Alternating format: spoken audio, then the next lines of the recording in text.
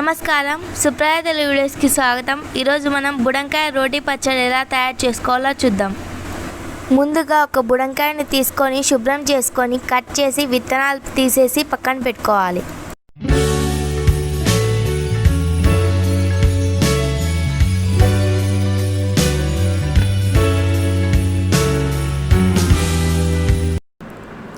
Stove on చేసుకొని pan పెట్టుకొని అందులో శనక్కాయ విత్తనాలు వేసి డ్రై రోస్ట్ చేయాలి. ఎండు కొబ్బరి ముక్కలు వేసి బాగా వేపుకోవాలి. ఆ తర్వాత నువ్వులు వేసి బాగా వేపుకోవాలి. ఇందాక మనం వేయించి పెట్టుకున్నవన్నీ దంచుకోవాలి.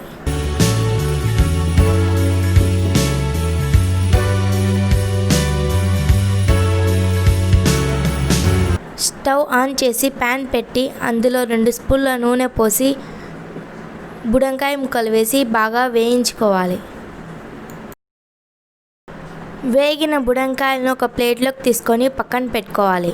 ఆ తర్వాత పచ్చిమిరపకాయలు, ఉల్లిపాయలు, చింతపండు వేసి బాగా వేపుకోవాలి. వేయించిన బుడంకాయలు దంచుకోవాలి.